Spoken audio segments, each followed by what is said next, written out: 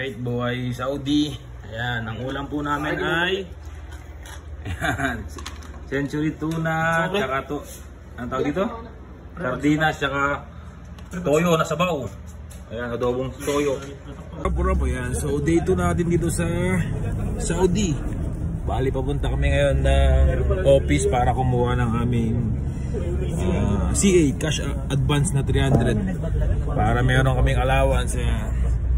Ay, mga kasama namin. Bali, meron pala kaming kasama dito ng isang managerial position. Yan si Sir. Sana sa store niya kami mapunta kasi Pilipino rin para may mag-aalaga sa amin doon. Okay, so update ko na lang ulit kayo sa ating day 2 dito sa ating Saudi bilang isang OFW. Peace.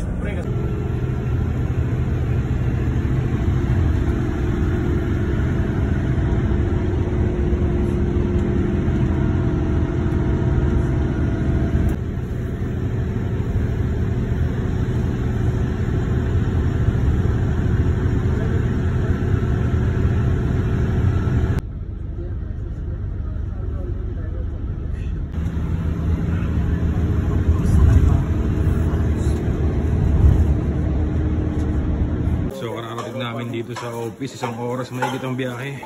Libre lahat ng pagkain. Wanto sawa. Hanggang gusto mong kumain, pwede kang kumain pati dito sa kape. Sa Pinas, dito yung mga kanin ko eh. Pinag-iisipin pa eh. Binibili mo. Dito libre, wanto sawa. Hanggang magka-diabetes ka dito, pwede. Wala ka talaga dito sa donut. Dunkin. Babakasaya muna kami bago kami mahirapan sa training. Sarap buhay. Yan, kape-kape muna tayo ngayon. Baka Dunkin yan. Dunkin number 1. Ito yung kinain natin kanina. Ito naman ngayon. Tapos mamaya yung mga yan.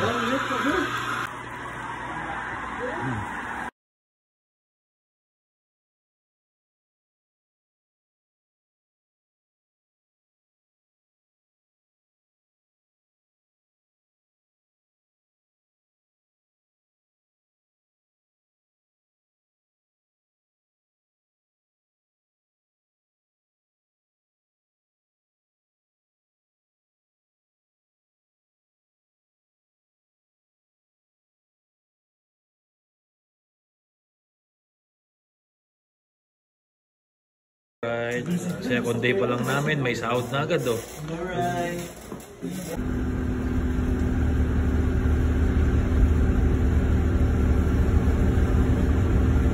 Alright, so palabas kami ngayon dahil kakasahod namin ng 300 kanina. Iwawaldas agad namin yung 300 namin.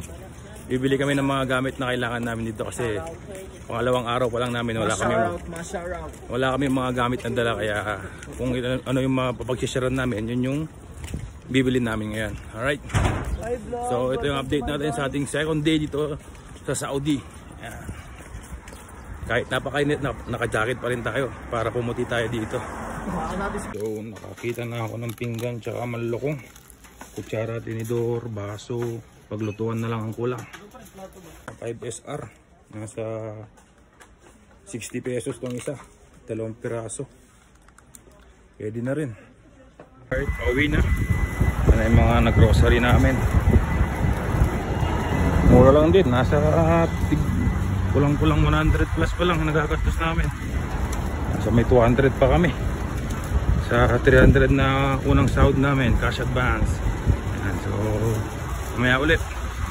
Alright, dito na kami sa accommodation. Grabe, sobrang layo ng tindahan dito.